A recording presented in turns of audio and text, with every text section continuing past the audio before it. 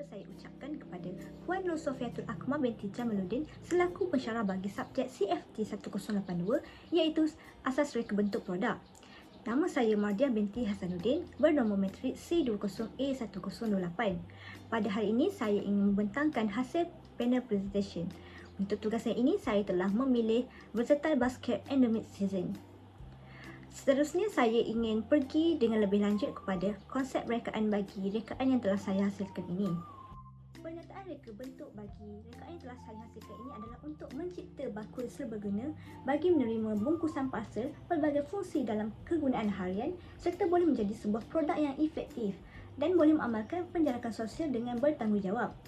Terdapat 4 objektif utama dalam hasil rekaan ini, dan yang pertama untuk menjamin keselamatan parcel atau bungkusan yang diterima. Objektif yang kedua pula ialah untuk mencegah penyebaran COVID-19. Objektif yang ketiga, memudahkan urusan diri sendiri dan orang lain demi kebaikan bersama. Dan objektif yang terakhir adalah COVID-19 telah mengubah cara pembelian masyarakat.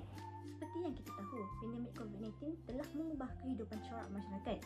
Jika dahulu masyarakat lebih gemar untuk membeli secara fizikal berbanding dengan atas talian, tetapi disebabkan COVID-19 ini, masyarakat sekarang lebih gemar untuk membeli secara atas talian disebabkan untuk mengamalkan penjarakan sosial dan melindungi diri daripada wabak COVID-19. Jadi, objektif ini bertujuan untuk menerangkan tujuan utama produk ini dihasilkan. Permasalahan rekaan bagi rekaan yang telah saya hasilkan ini adalah penambahan bungkusan parcel menyebabkan bakul tidak muat.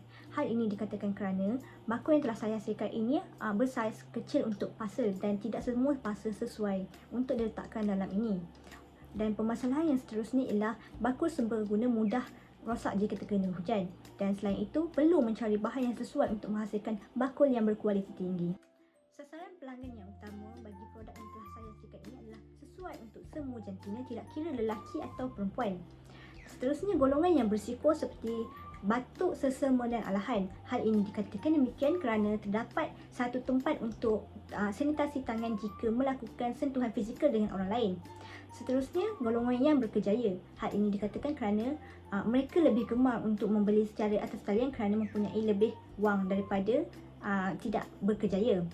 Dan seterusnya, golongan yang suka membeli barangan secara atas talian.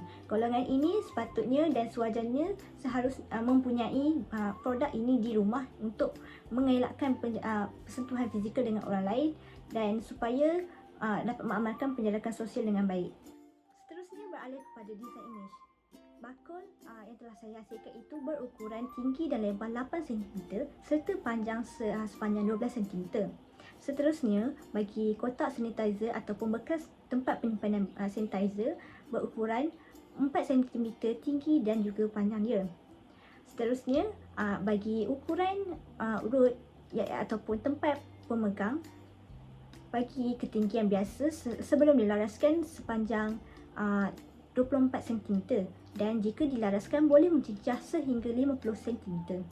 Beralih kepada pengaruh reka bentuk pula, rekaan yang telah saya hasilkan ini mempunyai reka bentuk yang terpengaruh daripada raga yang telah dihasilkan menggunakan rotan. Seterusnya, vacuum resin juga merupakan pengaruh reka bentuk terbesar bagi saya kerana vacuum ini mempunyai pelbagai fungsi bagi pengguna. Jadi, saya mengambil fungsi bagi extension rod yang digunakan dalam vacuum itu untuk dijadikan sumber inspirasi bagi saya melakukan pelaras rod dalam rekaan saya dan memudahkan pengguna menggunakan produk ini.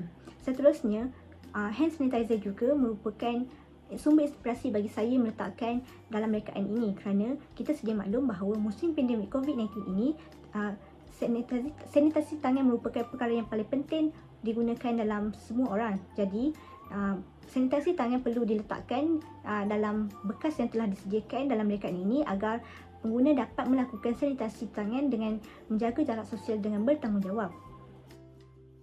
Bagi kegunaan produk ini pula adalah untuk memudahkan pengirim parcel untuk meletakkan parcel dalam bakul yang telah disediakan tanpa menyentuh fizikal penerima parcel. Dan juga bakul yang telah disediakan itu memudahkan urusan mereka.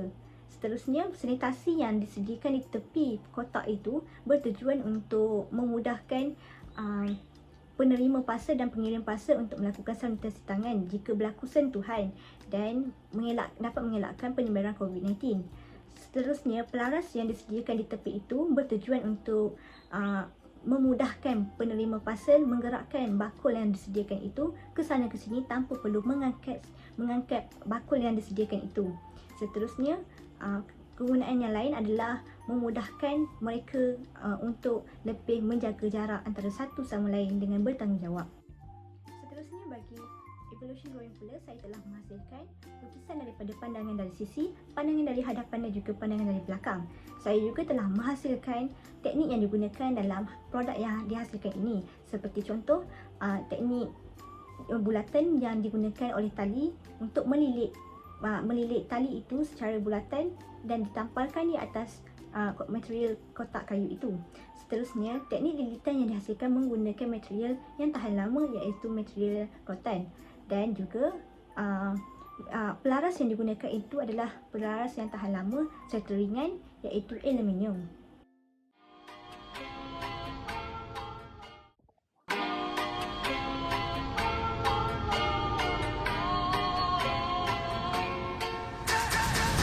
Just playing hide and seek, it's getting hard to breathe under the sheets with you.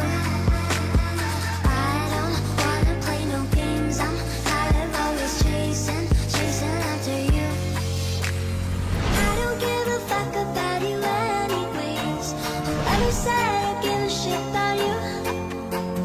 You never share your toys or communicate. I guess I'm just a play date to you.